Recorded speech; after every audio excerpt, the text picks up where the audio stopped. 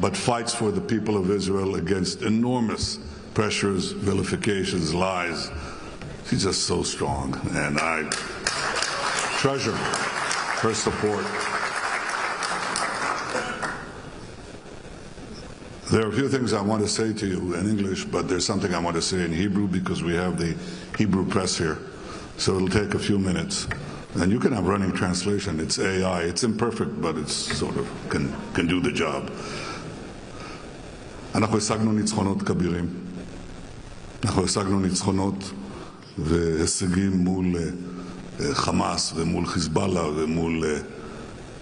ומול המשטר הרצחני של אסד בסוריה ומול איראן וגם מול שלוחים אחרים. אנחנו עשינו את זה כי לחמנו יחד. אנחנו עשינו את זה משום שצה"ל והמוסד והשב"כ, כל אחד בתחומו, כל אחד בגזרתו ובשילוב זרועות, עשו עבודה יוצאת מן הכלל בהנחיית הדרג המדיני, בהנחיית ההחלטות שהממשלה מקבלת כראוי בדמוקרטיה. הממשלה מחליטה, ודרגי הביטחון מבצעים, ולכולם מגיע את הקרדיט, כל אחד בחלקו, וכולם יחד בשילוב. אבל אני רוצה לומר משהו על תופעת הלשעברים. אלה אנשים שהובילו את זרועות הביטחון בישראל. אני שירתתי עם חלק מהם, בדרך כלל הם היו יותר צעירים ממני, אבל עם חלק שירתתי. ועם חלק אחר עבדתי כראש ממשלה במהלך 18 שנותיי כראש ממשלת ישראל.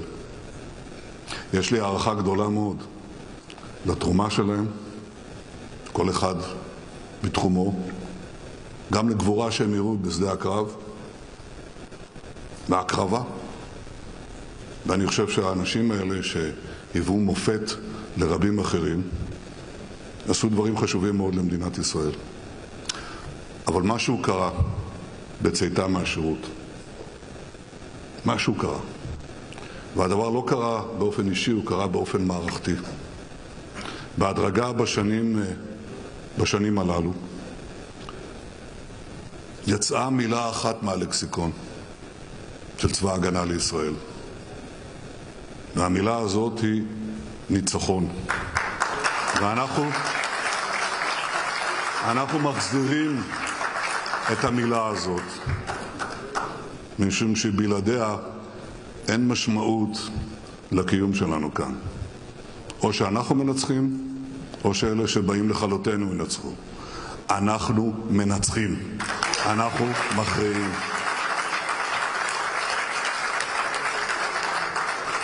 והעובדה הזאת שערערה במידה רבה את האמון שלהם, הם חיפשו תחליף.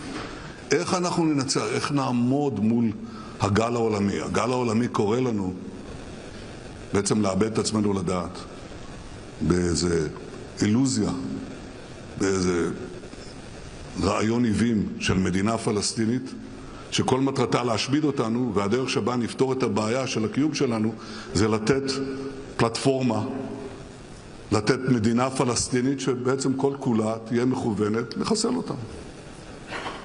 ובחיפוש אחר תחליף לניצחון בא הרעיון הזה, שמה שהם קוראים פתרון מדיני שהוא לא יותר מאשר מילה אחרת לתבוסה וכניעה. וזה לא יהיה. דבר הזה לא יהיה. אבל מה שקרה הוא שאנשים שחדלו להאמין בניצחון התחילו להאמין בחזיון השווא הזה, ונסחפו לתוך תנועות פוליטיות קיצוניות שמערערות את עצם הרוח של הלוחמה, שמערערות את הנכונות להילחם עד כלות ועד הניצחון, מתוך מחשבה שזה פסול ולא ייתן שום דבר. אני מצר מאוד על מה שקרה לאנשים האלה, שמאוד הערכתי אותם בזמן שירותם. אני לא אוותר על הניצחון, עם ישראל לא יוותר על הניצחון, הלוחמים שלנו לא מוותרים על הניצחון, ואנחנו משיגים את הניצחון על אויבינו. זה מה שנמשיך לעשות, עם הלשעברים או בלעדיהם. Now I want to say a few words in English. Did you understand that, Ambassador Huckabee? I don't know. I follow every one of your words. You could follow every one of mine. I followed you when you said the other day that the problem in Gaza is that not starvation for the Palestinians, and certainly for Hamas. Hamas, you said, needs Ozempic. Well, it could be funny, but it isn't. It could be funny because it's not funny because the deliberate starvation policy, the only deliberate starvation policy that we see in Gaza, is the starving of our hostages. And you can see that when you look at their captors and you see our emaciated hostages and these corpulent guards, tormentors. And that's a way to puncture the falsehoods, because the battle, the eighth front that I was talking about, is the battle to puncture the lies and bring out the truth. Israel has no starvation policy. It had and has a policy to separate the civilians from combatants on two fronts. The first front is the actual battle zones. We have sent millions and millions of text messages, phone calls. This has never happened before in the war, that the army that is fighting terrorists in an urban environment calls on the civilians in enemy territory to leave, and the enemy shoots them if they try to leave. And then Israel is blamed for genocide. That's ridiculous. It is a blatant falsehood, and one of the first and most important lies that has to be exposed. The genocidal element is Hamas. The genocidal element is the Iranian axis that openly calls for the annihilation and extermination of Israel and many Jews. It calls for the death of America, that's true. But people don't understand that it begins with their attempt to destroy Israel, because we stand in their way. We're the only force in the Middle East that fights Iran. And until recently, we were the only force in the world that fought Iran. And I very much appreciate President Trump's bold decision to send those B-2s to help Israel fight against this common enemy. So the first false accusation is genocide. The second false accusation is starvation. From the start, from the second day of the war, we said there has to be another separation between civilians and combatants, and that is that we supply humanitarian aid to the combatants. Even though we're in a very small and tight urban space, we'll do every effort to do so, and we did. If we had a starvation policy, now nearly 2 years after the beginning of the war, everybody in Gaza would be dead. But they're not, because that's not our policy. Our policy is the exact opposite. We sent in 2 million tons, 1.9 million tons of food and medical aid into Gaza, because that's how we conduct the war. Until recently, that is, when Hamas began to loot, rob, kill, take over humanitarian aid. We wanted to put in our own system, American companies who will distribute the aid directly to the Palestinian civilians. Again, Hamas came in, shot their way in, created riots, created every interdiction possible, and so we had a period of deprivation. Hamas caused the hunger problem. Hamas caused the shortage problem, and Israel is blamed, again falsely. We are now engaged in a humanitarian surge of offering safe, secure routes for distribution of food. We're doubling and perhaps quadrupling the number of distribution points that will be safeguarded, and we're doing airdrops, invite other countries to join us. That's what Israel is doing. And as a result, now hundreds of trucks go in daily, and that hunger problem, that deprivation problem, has basically been solved. What has not been solved, what has not stopped, is the campaign of lies, and especially those photographs of 3 children. One of them in the New York Times, the reputable New York Times. Nobody's laughing. They put a photograph of an emaciated child, and they said this is the cause of hunger. He's embraced by his mother. Of course, the mother is not emaciated. The brother is not emaciated. But this child was not emaciated from hunger. He was emaciated by a genetic disease, cerebral palsy. And 2 other children, same thing, made the great pictures and so on. Horrific, heart-wrenching pictures, because it does tear your heart out when you see this. And they were also suffering from genetic diseases, but 2 of the 3 were actually taken care of by Israel. We let out one of these children go to an Italian hospital, and thank God, he recovered there. The other is incurable. He was in our hospitals, but there's nothing you can do about it. So this is a complete reversal of lies, and I don't take it lightly. I think this battle for truth has tragic historical antecedents. My father was a great historian of the Jewish people and a great historian of the Jews in the Middle Ages. In the Middle Ages, every single massacre that the Jews suffered was preceded by a campaign of vilification and lies. We were accused of spreading disease, vermin, to the Gentiles. We were accused of poisoning the wells. We were accused of killing Christian children for their blood, to bake matzos, for Passover.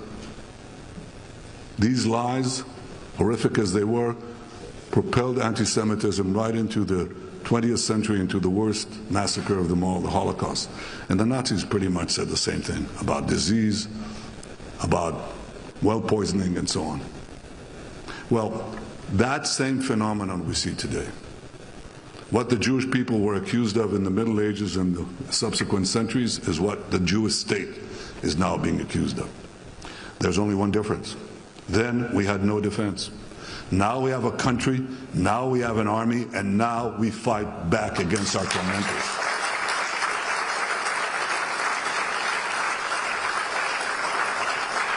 And now we have a great ally in the form of President Trump and many of the American people. Yes, some have fallen victim to these lies and have followed them and swallow hook, line, and sinker. And I'm talking about, all these lies of Hamas, statistics of Hamas, false pictures of Hamas. But many Americans have not, most Americans have not. They recognize that Israel stands for the same values as America. They recognize that we are fighting the barbarians at the gate. And when I say barbarians, this is not hyperbole. It's not only the goal of destroying Israel, it's even the method that they use to murder and mutilate the heathen, as they call them. And we saw that on October 7th in the murder and rape and beheadings, the murder of women that you have just raped, and the beheadings of men, and the mutilation of bodies, and the burning of babies, and the taking of over 250 hostages, grandmothers and their grandchildren, Holocaust survivors. That is the passion, and the fact that they went with GoPro cameras so they could boast about it. There is something wicked and evil in this. And yet you have in American campuses, the people, even the schools that I went to in Boston, Alan Dershowitz, you were in Harvard, I was at MIT. Can you say something in their defense right now? No. Yeah, I figured. Neither can I, because I think it's atrocious. Yet you have people there siding with Hamas, siding river to the sea, basically the river to the sea. You'd think that this is a huge country. The river is the Jordan River. It's hardly a river, it's a stream. I'm telling you that. And the sea is a few kilometers from here. In between sandwiches the state of Israel, this tiny, giant country, It's a giant country, but it's tiny in dimension. And they basically say, wipe it off the map. And they don't understand what they're fighting for. Maybe some of them do. But our people who joined them don't even know what they're talking about. And it's not only the savagery of Hamas and the Iranian terror axis. In Syria, just a few weeks ago, we stopped the savage massacre of Druze, a non-Islamic sect. And we saw, and these people who hate them hate us and hate America, and they chant the same thing: death to America, death to Israel, death to the Jews, death to the heathen. And the Jews happen to be the heathen, a small minority. And they went into their town of Sueda, and they butchered the men. They raped the women, the nurses, and then shot them. They burnt babies, and they added a few things. They added it when you saw it live, and you have to see it to understand this. I mean, you see a Druze civilian wounded lying on the ground, and one of these fanatics, these unbelievable savages, they go in, knife the guy, tear out his heart, and then eat it. And it takes a few seconds for death to come. So the victim has his heart eaten while he's still alive. This is savagery, this is barbarism, this is what Israel is fighting on behalf of Western civilization, on behalf of civilization. And the propagation of these lies is exactly what we had in the Middle Ages. So now we have the capacity to physically defend the Jewish state, but we now have to muster all the forces that seek to defend our common civilization against this mutilation of the truth that threatens our common future. And that's why I salute Newsmax and others who stand together, stand up for the truth, are not cowed, can speak their mind, can show the facts, can stand up for our common humanity and for our common future. And if you're not ready in this day and age, especially in this day and age, to fight for freedom, you will lose it. If you do not fight for your civilization, you will lose it. We are prepared to fight, and I know America is prepared to stand with us, and I salute you for doing the same. Thank you. Thank you all.